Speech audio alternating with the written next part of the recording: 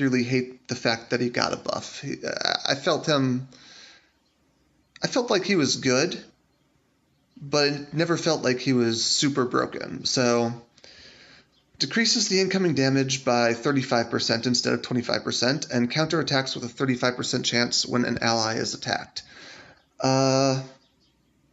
That's the difference between a 1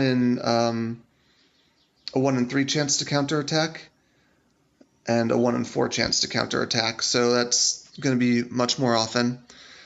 Again, he's going to be doing the same stuff that he was doing before. He's just going to be doing it better. It's going to be a little bit tankier. He's going to counterattack a little bit more often.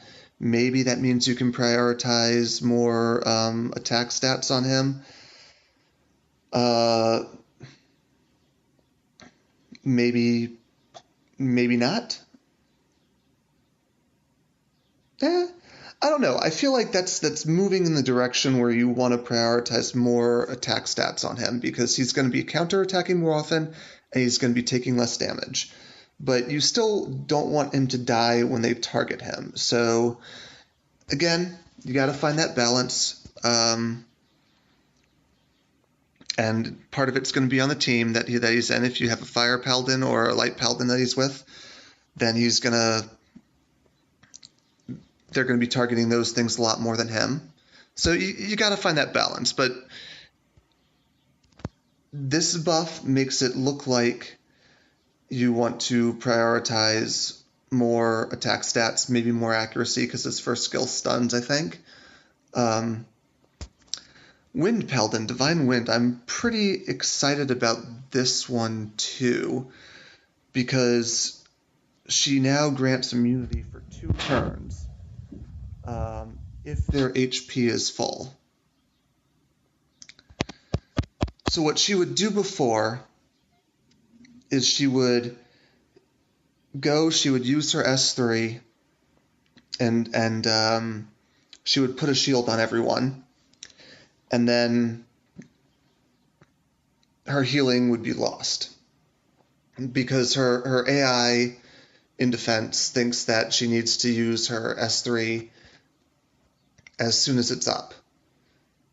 And now that healing isn't lost, it's just transformed into immunity, which I think is really good. I had her on a high resistance build, and I think I still would keep the high resistance build, but now she might not need the resistance as much, except for the immunity is unreliable. So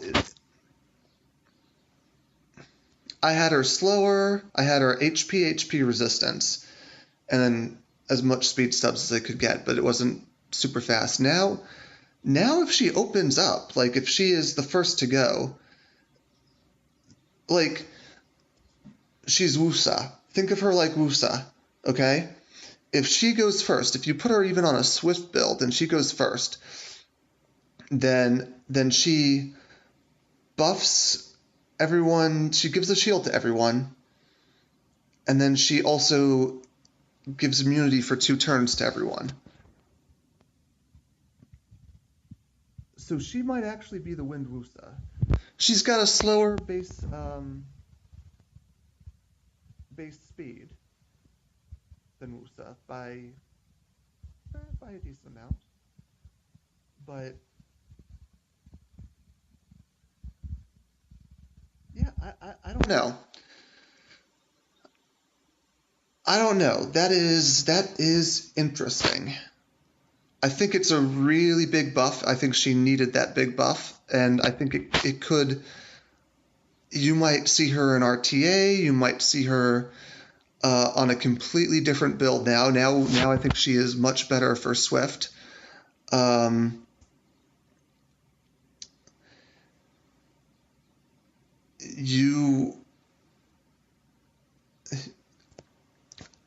I just do not know.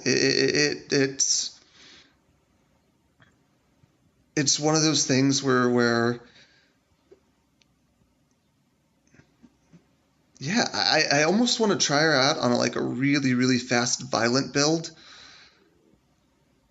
or pair her with other monsters who heal, who can keep their HP high. It's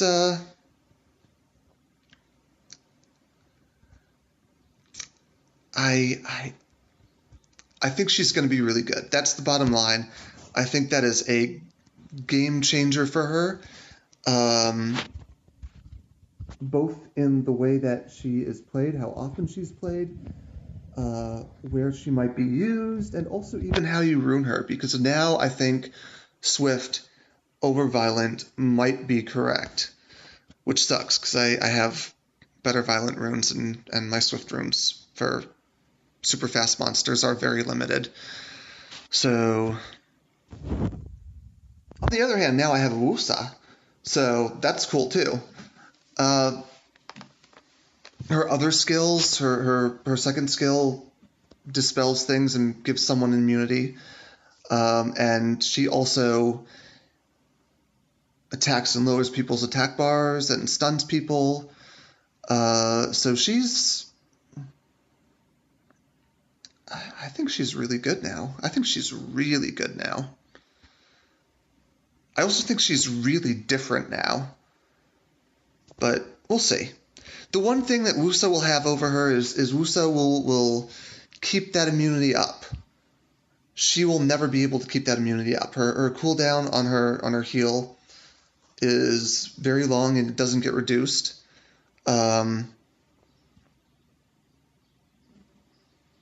Maybe she's not Wusa. Wusa would keep the immunity up. Maybe she's still just a healy person who also will give immunity and a big shield to people, which is good. To balance this, the recovery amount of her shield and HP heal has been reduced from 25% to 20%, and that's pretty big. But I think all in all, it's a buff. Kobold Bomber, Magic Exterminator. This is his third skill. I think he's still not going to be the greatest, but it's going to remove one beneficial effect on all enemies, and it also silences. So maybe that is pretty good. That's decent. I still feel like there are better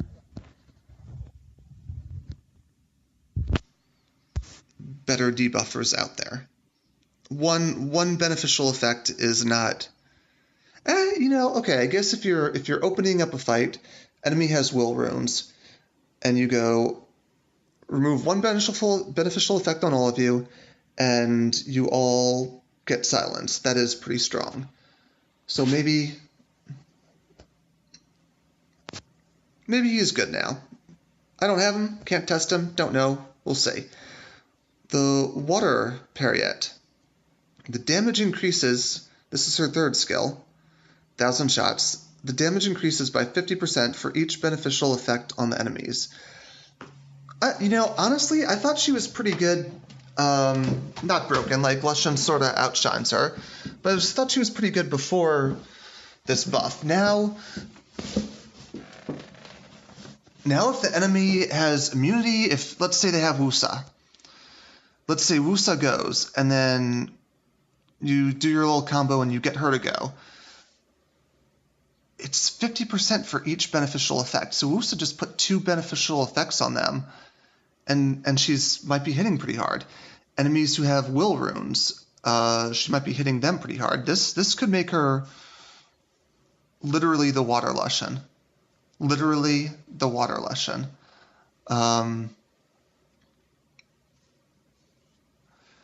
Just because she has a very high, let's look at her really quickly. We'll come back to that. We're going to look at her at the end here. Her, can't see it on this. Okay, so long story short, her damage multiplier is insane when she has full health. It's absolutely insane. And then to add an additional 50% to that, and that's just me assuming that the entire enemy team has will runes, makes her much, much better. I can't do the math. I don't want to do the math right now anyway. she might end up dealing more damage than Lushen, even if the enemy has will runes and no defense break on. She also might not. She definitely does more damage than Lushen when the enemy is defense broken, and maybe